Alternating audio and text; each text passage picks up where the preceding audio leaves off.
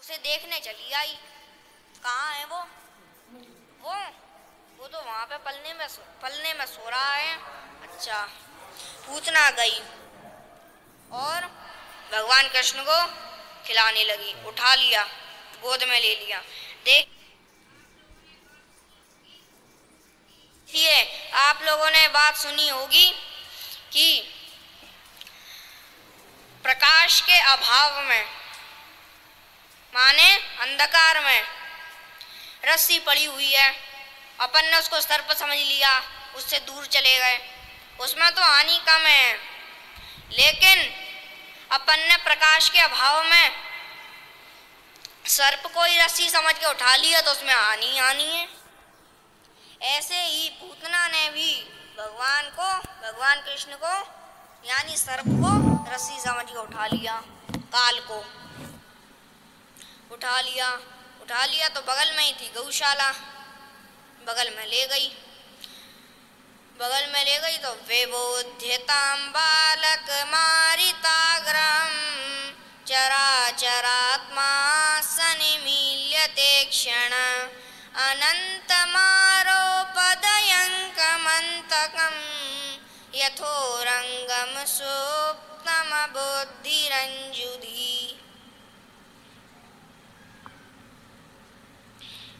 विबोध्यतां बालक मारिताग्रहं, ये पूतना जो थी, ये पूतना ग्रह था, बालकों को मारने वाला पूतना ग्रह था। भगवान को मारने आया, लेकिन भगवान ने क्या किया? पूतना ने भगवान को उठा लिया, गौशाला में ले जाने लगी। भगवान ने आंखें बंद कर ली और ध्यान करने लगे। इसने ऐसा क्या पुण्य किया है जो मुझे स्तनपान करा रही है? भगवान ऐसा ध्यान करने लगे तो देखा कि अरे, ये तो बलि की पुत्री रतनमाला है। जब मैं वामन रूप में बलि को छलने आया था, उस समय रतनमाला ने सभी इंद्रियों को एकाग्रित करके मन से इच्छा मांगी कि ऐसे पुत्र मेरे होते तो मैं उन्हें स्तनपान कराती। लेकिन जब मैंने बलि को छले लिया, तब वो कहने लगी ऐसे पुत्र को तो जहर दे देना चाहिए। तो यहाँ पे भगवान उसकी दोनों इच्छा पूरी कर रहे हैं, स्तनपान भी कर रहे हैं और जहर भी पी रहे हैं। अब भगवान करने लगे शंकर जी का ध्यान करने लगे। शंकर जी से कहने लगे, मुझे तो विष पीने की आदत है नहीं, आपको विष पीने की आदत है, आप पी लीजिए आकर, मैं दूध पी लूंगा। शंकर जी आ गए, शंकर जी ने सारा विष पी लिया। अब बचा दूध, भगवान दूध पीने लगे। दूध खत्म हो गया। अब भगवान कहाँ तृप्त होने वालों में से थे। दूध खत्म तो प्राण पीने लगे। अब पूतना चिल्लाने लगी, सा मुंच मुंचालमिति प्रभाषिणी निस्पिण्डमानाखिल जीवमर्मणि विव्रत्य नेत्रे चरणौ भुजौ प्रस्वीनगात्रा क्षिपति रुरोध।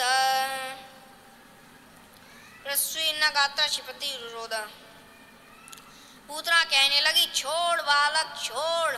सा मुंच मुंचालमिति प्रभाषिणी निस्पिण्डमानाखिल जीवमर्मणि विव्रत्य नेत्रे चरणौ भुजौ। हाथ पैर पटक रही है तो छोड़ बालक छोड़। नेत्र निकल गए, सुई उसके प्राण पखेरु उड़ गए। पूतना वहीं गौशाला में गिरी पड़ी है।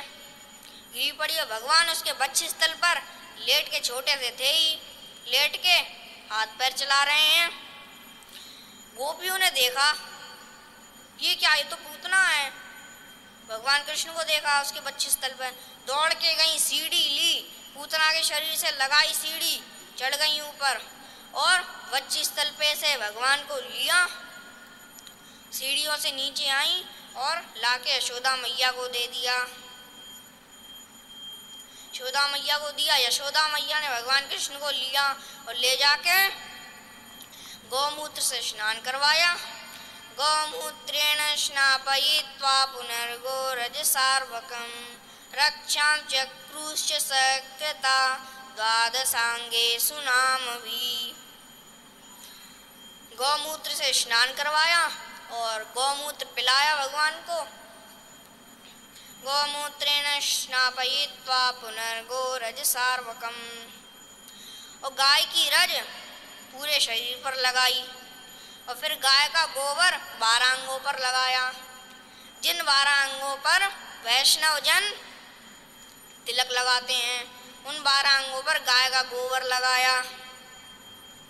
जैसे ये महाराज जी की बैठक में जब मैं गया था तब मैंने देखा था कि श्री श्री 1008 जगत गुरु श्री रामानंदाचार्य जी महाराज, इनका चित्र बना हुआ था महाराज जी की बैठक में। मैंने देखा तो उनके 12 अंगों पर तिलक लगा हुआ था। तो उन्हीं 12 अंगों पर गाय का गोबर लगाया यशोदा मैया ने। देखिए भगवान तो कितना प्रेम करते हैं गाय से।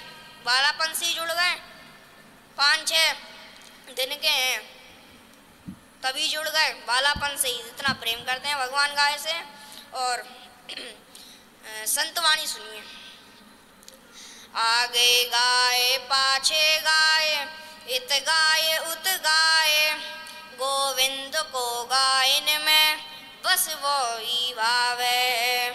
गायन में सच पाए, गायन के संग धाए, गायन में सच पाए, गायन की खुर रेणु अंग लपटाए।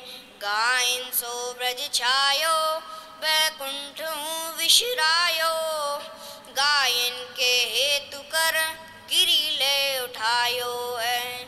छीत स्वामी विठलेश वपुधारी, ग्वारिया को वेश धरी गायन में आयो है। बोलिए गौ माता की। और देखिए भगवान ने तो गायों को कितना कितना सुख दिया है कि भगवान तो स्वयं बछड़े ही बन गए गायों के लिए। कैसे? जब ब्रह्मा जी ग्वाल बालों को और बछड़ों को ले गए हरण करके अपने लोक, भगवान आए, भगवान इधर उधर चले गए थे, भगवान आए, भगवान ने देखा वो सब कहाँ गए, ग्वाल बाल और हमारे बछड़े देखा नहीं मिले, तो समझ गए ब्रह्मा जी की चाल है। तो भगवान ऐसा समझ गए और जितने बालक थे भगवान ने उतने रूप बना लिए और जितने बछड़े थे उतने बछड़े बन गए, यानी भगवान बछड़े और ग्वाल बन गए। गायों को सुख देने के लिए बछड़े बन गए भगवान। तो तत कृष्णो मुदम कर्तुम तन्मातॄणां च कस्य च उभयायितमात्मानं चक्रे विश्वकृदीश्वरम्। चक्रे विश्वकृदीश्वरम, 2 रूप कर लिए बालकों के बछड़ों के। मतलब इतना समझ लीजिए गायों को सुख देने के लिए भगवान बछड़े बन गए। और फिर देखिए गायों को सुख देने के लिए तो भगवान 1 वर्ष तक बछड़े बने ही रहे, 1 वर्ष तक बछड़े बने रहे सुख देने के लिए। अपन लोग थोड़ा सा ही सुख दे दें गायों को। कैसे? जैसे कि उनके लिए हरा चारा डाल दें या भूसा डाल दें। वरना वेद ने तो इतना बताया है कि हरा चारा ना हो गाय के लिए देने के लिए, भूसा भी ना हो, तो अपनी कमाई में से 10 अंश तो दान करना ही चाहिए गाय के लिए। तो इसीलिए गाय के लिए दान देना चाहिए, दान करना चाहिए। और अब ब्रह्मा जी विचार कर रहे हैं, चलो अब तो छोड़ाता हूँ इन्हें, 1 वर्ष हो गई, सब परेशान हो गए होंगे ब्रज में। ब्रह्मा जी ने देखा क्या कर रहे हैं, देखा तो भगवान वैसी लीला कर रहे हैं, बछड़े चर रहे हैं, भगवान मुरली बजा रहे हैं, ग्वाल बाल सुन रहे हैं। जैसी ये देखा वैसी आश्चर्यचकित रह गए, समझ गए कि हाँ ये तो ब्रह्म है। तब उन्हें लौटाने के लिए आ गए, बछड़ों को और ग्वाल बालों को 1 वर्ष बाद लौटाने के लिए आ गए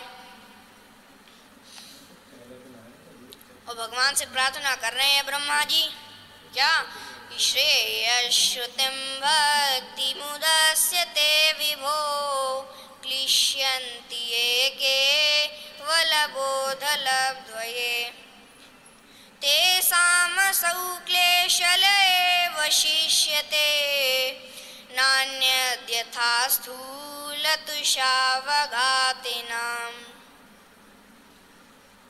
नान्यद्यथा स्थूलतुषावघातिनाम्। आपकी श्रेष्ठ भक्ति को छोड़कर लोग ज्ञान प्राप्ति में लगे हैं।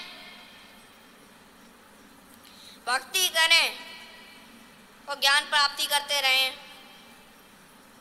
तो कोई दिक्कत नहीं है, लेकिन आपकी भक्ति को छोड़कर ज्ञान प्राप्ति में लगे हैं तो ऐसा समझ लीजिए ये तो ज्ञान प्राप्ति कर रहे हैं और श्रम लेते जा रहे हैं, थकान ही थकान लेते जा रहे हैं बिना भक्ति के।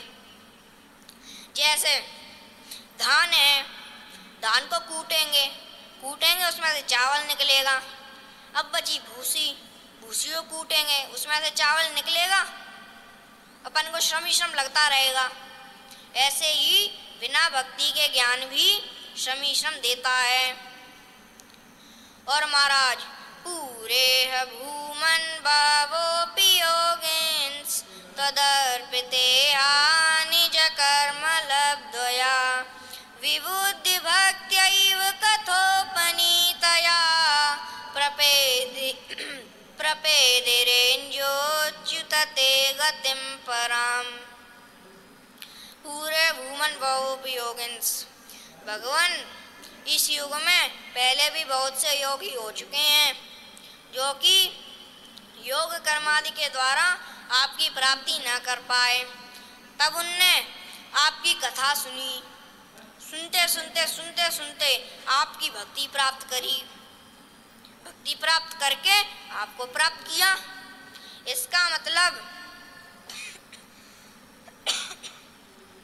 कि भगवान बिना भक्ति से नहीं मिलते, भक्ति करनी ही पड़ेगी भगवान को प्राप्त करना है। तो आत्ममानं परं मत्वा परमात्मानमेव च आत्मा पुनर्बहिर्मृग्य अहोग्य जनताज्ञता।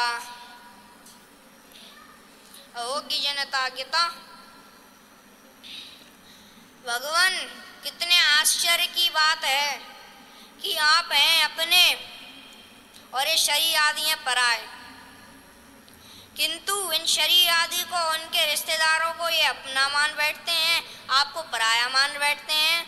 भला ये इन अज्ञानी जीवों का कितना बड़ा ज्ञान है जो जीव आपको ही पराया मान बैठते हैं।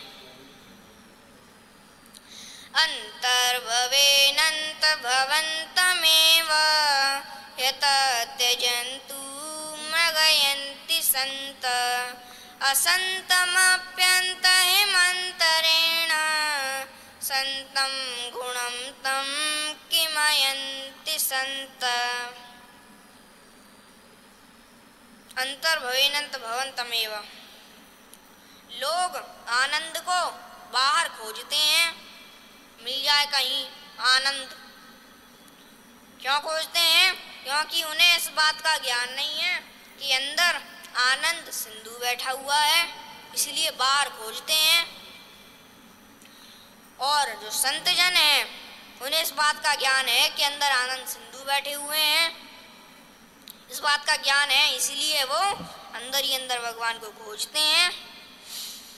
खोज रहा बार जिस राम को अनेक भांति पावे न सुख शांत मन को विश्राम है। गंगा गोदावरी बद्रिका प्रयागराज अन्य अन्य तीर्थों में भटका विराम है। अंदर की वस्तु भला बाहर मिलेगी कहीं, तू अंदरी खोज सुरेंद्र होकर निष्काम। राम तो वही जो रमा रोम रोम में, तू अंदर के पट खोल तेरे घटई में राम है।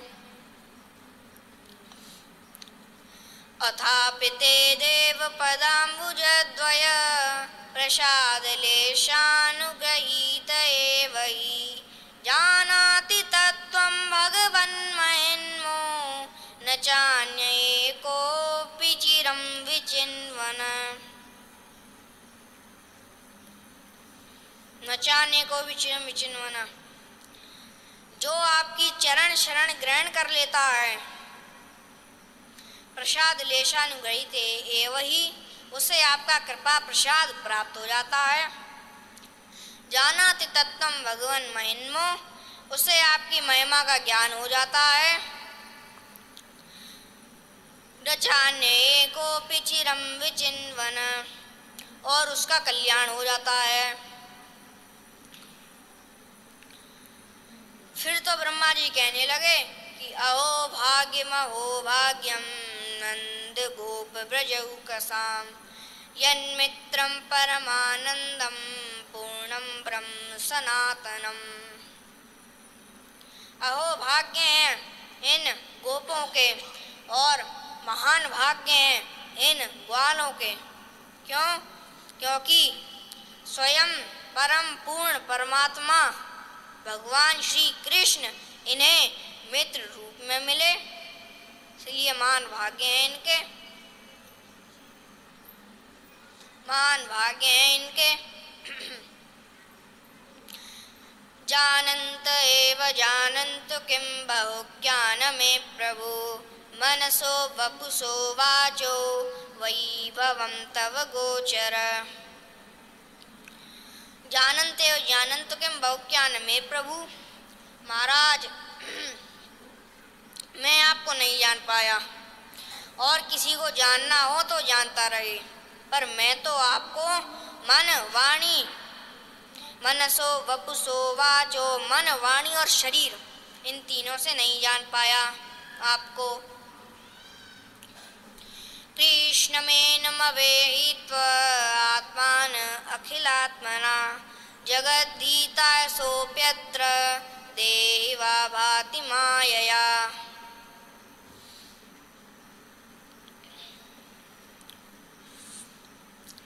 कृष्णमेनमवेहित्व आत्मान अखिलात्मना। देखिए, ये शरीर है, इस शरीर की आत्मा कौन है? जो इसको चेतन करती है। ये हाथ है, आत्मा से चल रहा है। ठीक है, मान लिया कि इस शरीर की आत्मा ये आत्मा है जो चेतन रहती है हमेशा, लेकिन उसकी आत्मा कौन है? जैसे प्राकृत देह की आत्मा जीव बखान, ऐसे ही या देह की आत्मा श्याम सुजान। तो इसकी आत्मा है भगवान श्री कृष्ण। मान लिया कि भगवान श्री कृष्ण इसकी आत्मा है, पर भगवान श्री कृष्ण की आत्मा कौन है? तो वो है राधा जी।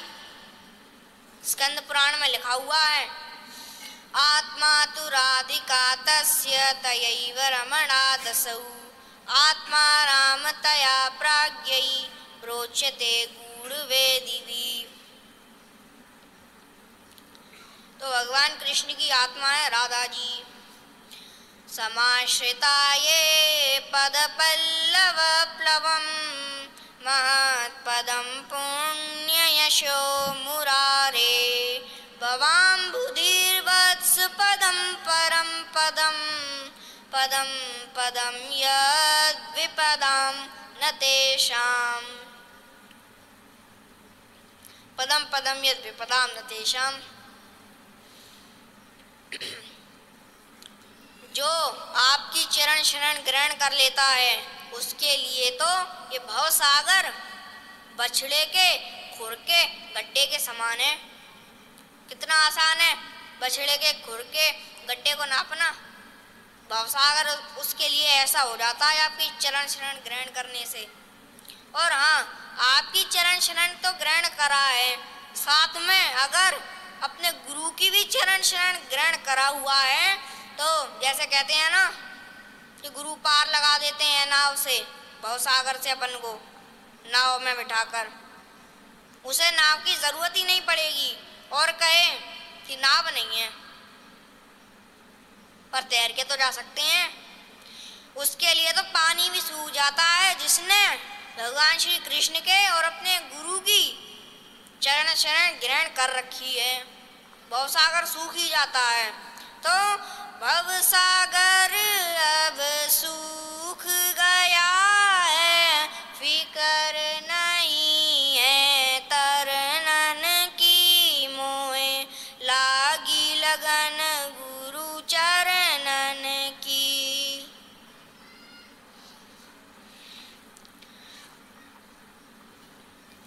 तो आज गाय की चर्चा करी तो कल गुरु तत्व पे चर्चा करेंगे।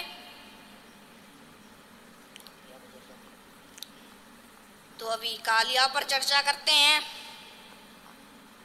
कालिया जो था, कालीदय बना दिया था यमुना जी को कालिया ने, इतना विषैला था कालिया। अब क्या होता था कि यमुना जी के यानी कालीदय के ऊपर से पक्षी निकलता, पक्षी वहीं गिर जाता कालीदय में, इतना तेज विष था उसका, खतरनाक। और जैसी तेज हवा चलती बिल्कुल कालीदय के बगल से होती हुई निकलती, तो जो आगे बहुत दूर दूर तक वृक्ष लगे हुए हैं और घास लगे हुए हैं, वो सब घास और सब वृक्ष जल जाया करते थे, इतना विष था उसमें, पूरा विषी विष भर दिया कालिया ने। ऐसे इसी से गाय भी मर जाया करती थी। भगवान ने देखा कि गाय भी मर जाया करती हैं, कि पेड़ पौधे जल जाते हैं, इससे पक्षी मर जाते हैं। ये सब भगवान ने सुना, भगवान को क्रोध आ गया, आज कालिया को नहीं छोड़ूंगा। वैसे कालिया रमणक द्वीप रहता है ना, रमणक द्वीप पे ऐसे आया तो गरुड़ जी के डर से ही है ना, वैसे तो नहीं आया कि जहाँ सबको मारूंगा, ऐसा करूंगा, गरुड़ जी के डर से आया है। ये कथा आगे आएगी अभी कालिया चरित्र में, तब मैं आपको सुनाऊंगा। तो भगवान ने कहा इसको यहाँ से भगा देता हूँ वापस, मारूंगा नहीं इसे। अब भगवान चढ़ गए कदम के वृक्ष पर और वहां से छलांग लगा दी कालीदय में। तो अब ये प्रश्न उठता है कि जब हवा चलती थी तेज, कालीदय के बगल से होती हुई निकलती थी, दूर दूर तक वृक्ष जल जाया करते थे, घास जल जाया करती थी, तो जिसमें कदम का वृक्ष तो बिल्कुल बगल में ही है, वो क्यों नहीं जला? वो इसलिए नहीं जला क्योंकि जो देवता थे ना, राक्षसों से अमृत बचा के भाग रहे थे देवता, अमृत पीना ले, राक्षस पीछे पीछे आ रहे थे उनके, देवता भाग रहे थे, तो देवताओं ने कदम के वृक्ष पे थोड़ी देर के लिए रख दिया अमृत। कदम के वृक्ष पर रखा तो थोड़ा सा अमृत फैल के कदम के वृक्ष पर गिर गया, उसके कारण कदम का वृक्ष अमर हो गया, इसलिए नहीं जलता कदम का वृक्ष। उस कदम के वृक्ष पे चढ़ के भगवान ने छलांग लगा दी अंदर पहुंचे, देखा कालिया सो रहा था, जगाने की कोशिश की, नहीं जग रहा। उसकी पत्नियां आई, पत्नियों से कहा जगाओ इसे, सो रहा है, मैं आ गया तो जगाओ इसे। तब नाग पत्नी कह रही हैं कि अरे ये सो रहा है, तब तक तू जग ले, ये जग गया तो तू सो जाएगा और हम तुझे सोता हुआ नहीं देखना चाहती, तो इसीलिए चला जाए यहाँ से। वैसे तू मरा क्यों नहीं? यहाँ से तो कोई बगल से निकलता है वही मर जाता है, तू तो अंदर तक आ गया, मरा क्यों नहीं तू? फिर भगवान कहलाए जगाओ इसे जल्दी, नहीं जग रहा तो भगवान ने अपना पैर लिया और कालिया की पूंछ पर रख दिया, मसल दिया। कालिया के खून आ गया, सुई जग गया, फुसकार मारने लगा। भगवान बचते रहे और एकदम से उसने अपनी पूंछ में जकड़ लिया कालिया ने। अब भगवान चाहते तो बड़ा रूप कर लेते काली देह के अंदर, कालिया की नस ढीली पड़ जाती, वहीं उसका हो जाता काम, सीताराम मिल जाती उसकी। लेकिन भगवान ने क्या कहा था, मारना नहीं है, सिर्फ भगाना है। तो भगवान ने हल्का सा अपना शरीर बड़ा कर लिया, बड़ा किया तो कालिया की नस ढीली पड़ गई। जैसे बड़ा किया वैसे अचानक से छोटा रूप किया और उस जंजाल से बाहर आ गए। फिर भगवान चले गए उसके फणों पर, पैरों की ठोकर मारने लगे। उसके मुख से निकलने लगा खून, विष निकलने लगा, खून निकलने लगा। और नाग पत्नियां थी, देख रही थी अपने पति को ऐसे मार रहे हैं। नाग पत्नियां प्रार्थना कर रही हैं, महाराज इन्हें छोड़ दो। नमः कृष्णाय रामाय वसुदेव सुताय च प्रद्युम्नाय निरोध्याय सात्वतां पतये नमः। नमः कृष्णाय रामाय वसुदेव सुताय च। हम आपको नमस्कार करती हैं और आपके तो 4 नाम हैं, कृष्ण, राम, प्रद्युम्न, अनिरुद्ध। हम उन नामों को बार बार प्रणाम कर रही हैं और आपसे कह रही हैं इसे छोड़ दीजिए, ये हमारा पति है। वैसे भी अभी किसी को डस तो सकता नहीं है, आपने इसका सारा विष निकाल दिया, तो अब इसे छोड़ दीजिए। और फिर कहने लगी, ज्ञान विज्ञान निधये ब्रह्मणेऽनंत शक्तये अगुणाय विकाराय नमस्ते प्राकृताय च। ज्ञान विज्ञान निधये, आप तो ज्ञान विज्ञान के खजाने हैं। ब्रह्मणेऽनंत शक्तये, और आप ब्रह्म अनंत शक्ति हैं। अरूपाय और अगुणाय विकाराय नमस्ते प्राकृताय च, आप अगुण हैं, विकार रहते हैं। नमस्ते प्राकृताय च, हम आपको नमस्कार करती हैं, इसे छोड़ दीजिए।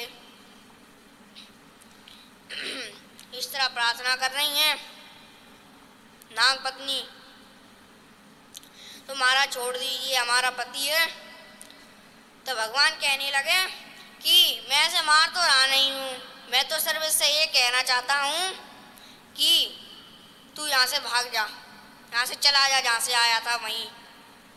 मैं इसे मारना नहीं चाहता हूँ।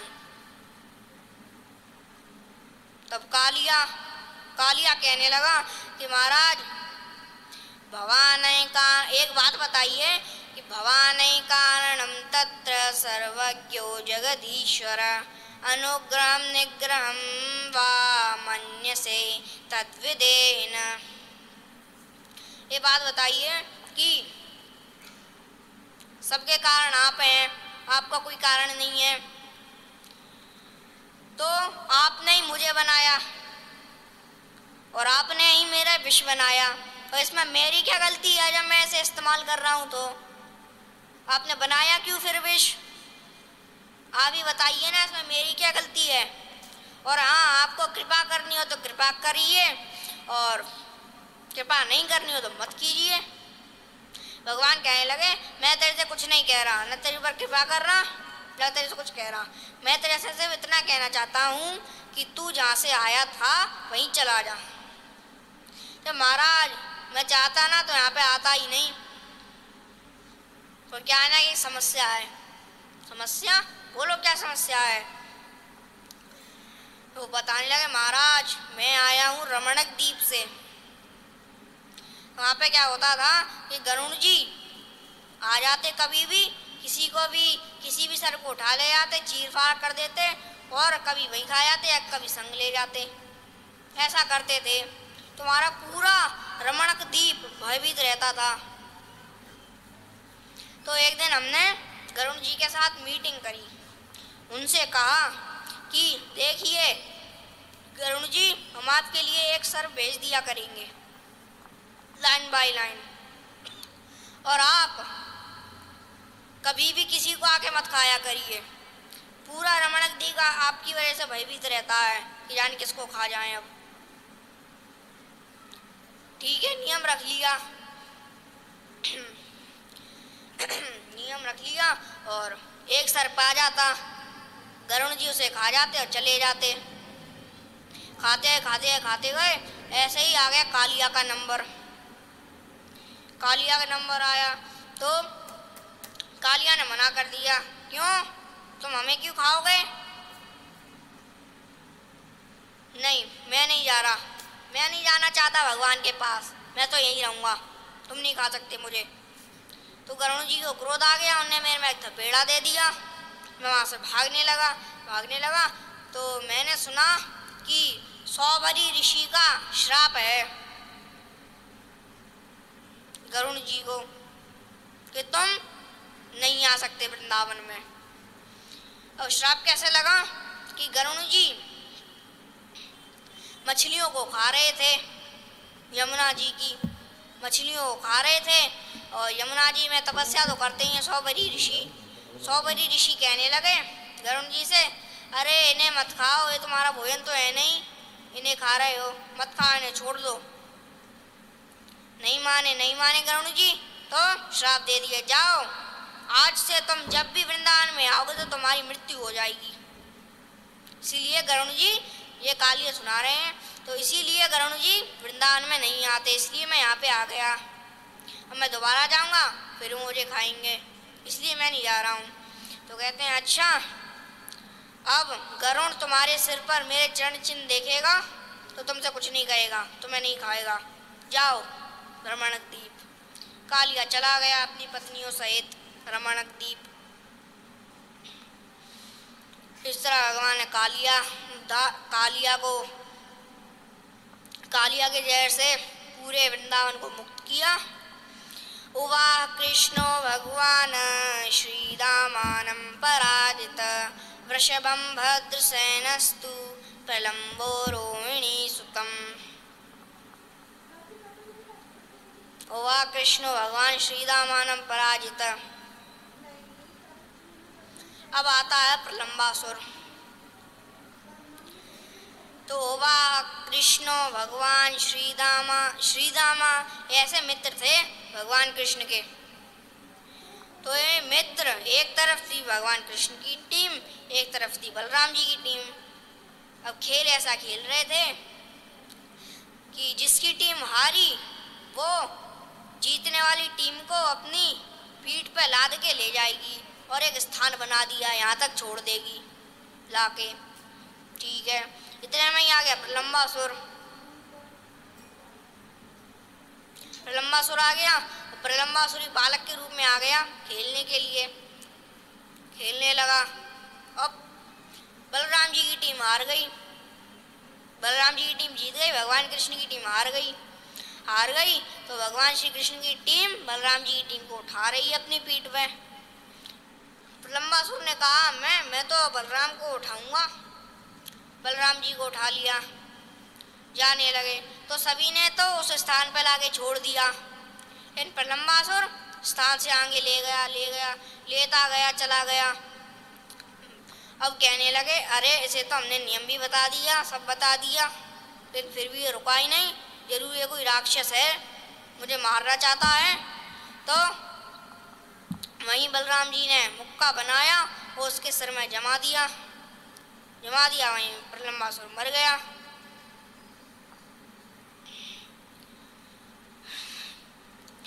इसके बाद एक दिन भगवान कृष्ण वृक्ष के नीचे बैठे हुए थे और वहीं पे आ गए ग्वाल बछड़े चरा रहे थे।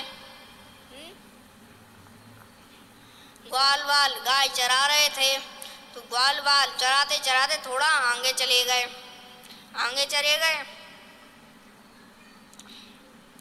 अब वहाँ पे तेज हवा चली तो वृक्ष से वृक्ष घिस गए तो उससे आग नहीं लगती चारों तरफ।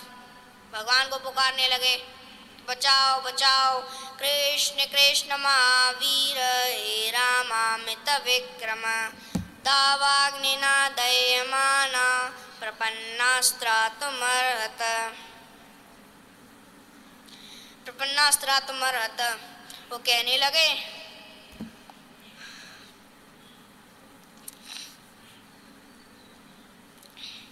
कृष्ण कृष्ण महावीर, हे कृष्ण तुम तो महावीर हो, हे रामामित विक्रम, और हे बलराम तुम भी महावीर हो, हमें बचाओ। हमें अग्नि अपनी तरफ ले रही है, अग्नि हमारी तरफ आ रही है, हमें बचाओ। ये भगवान ने सुना तो भगवान कृष्ण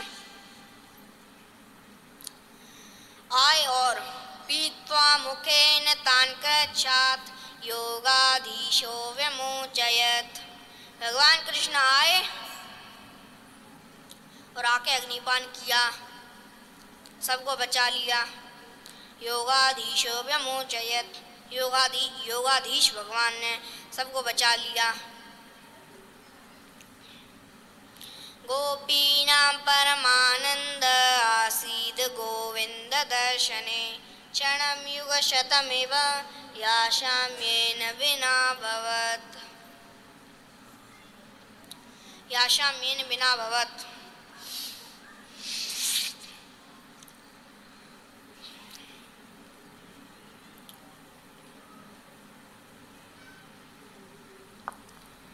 तो गोपियों का एक एक क्षण भगवान श्री कृष्ण के बिना 100 युगों के समान व्यतीत हो रहा था। गोपियों का एक एक क्षण भगवान की याद में कि कब आएंगे लौटकर।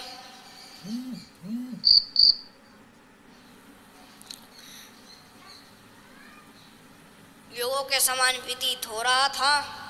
तब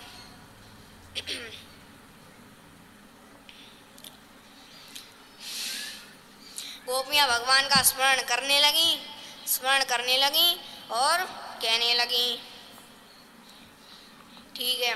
तो ये महाराज जी की उदारता थी कि उनने मुझे इतना समय दिया बोलने के लिए, तो अब मेरा भी फर्ज बनता है कि मैं अपनी वाणी को विराम दूं। बोलिए रामचंद्र भगवान की, कृष्णचंद्र भगवान की, गौरी शंकर भगवान की, सूर्य नारायण भगवान की, सद्गुरु भगवान की, सिद्ध बाबा महाराज की, हनुमान जी महाराज की। बोलिए गौ माता की।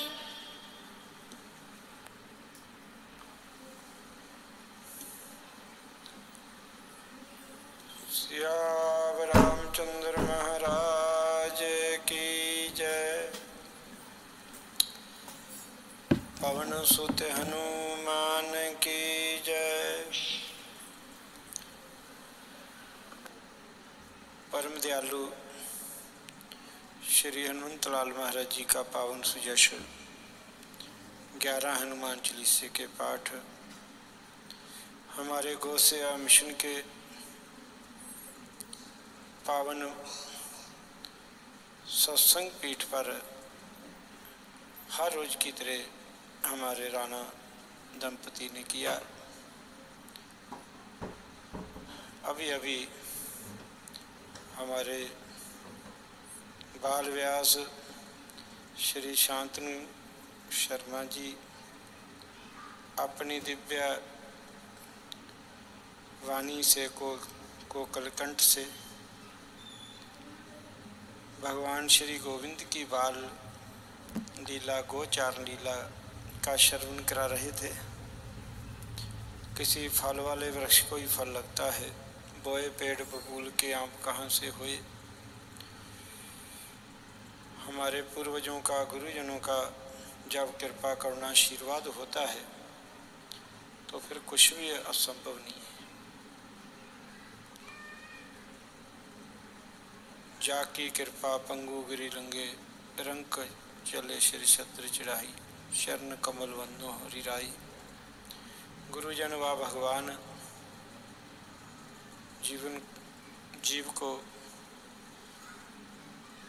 सविधि समर्थ्या देते हैं। आप तरे जग तारनहारा, वो आप भी तरता है, दूसरों को भी तारनहार बन जाता है। तो यही परिश्रम मेहनत हमारे श्री राधे श्याम शर्मा जी ने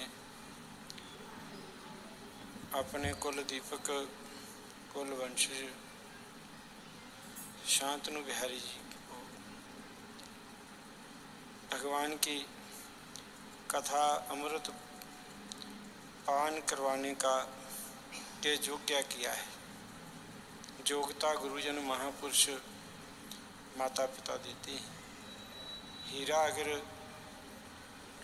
जौहरी के पास आ जाता है तो हीरे का मोल पड़ जाता है, पर वही हीरा अगर गमार के पास चले जाए जो उसकी महिमा नहीं जानता है, उसके मोल को नहीं जानता है, तो वो गधे के गल में डाल देता है, वो मिट्टी में मिल जाता है। ऐसे ही ये हमारा मानव जीवन है। ये महापुरुषों की गुरुजनों की कृपा से ये हीरा बन के संसार में चमकता है, पर अगर संसार के विमुख जीवों का इनको संग प्राप्त हो जाए तो यही हीरे जैसा जन्म कौड़ी बदले जाए, कौड़ियों के भाव चले जाता है। बहुत अच्छा लगा। पूर्व जन्म का संस्कार है। भगवान सब अपने आप ही विधि विधान बना देते हैं। अर्जुन के शंका की निवृत्ति करते हुए भगवान गोविंद कहते हैं गीता जी में, अर्जुन का ये प्रश्न है कि क्या आपकी प्राप्ति के लिए चले हुए जीव को आपकी प्राप्ति हो ही जाती है, पर ऐसा तो नहीं होता कि वो कहीं बीच में ही लटक जाए, ना उधर का रहे ना इधर का रहे। तो भगवान कहते नहीं, मेरे लिए किया हुआ सत्कर्म कभी व्यर्थ नहीं जाता है। जो मेरी प्राप्ति के लिए जतन करता है निश्चय ही उनको मेरी प्राप्ति होती है। देरी क्यों होती है, ये भी भगवान की तरफ से तो कोई कमी नहीं है, जीव की तरफ से कमी है। कल व्यास पूजा का गुरु पूर्णिमा का पावन पर्व है। व्यास भगवान हमारे गुरुजनों ने ऋषि मुनियों ने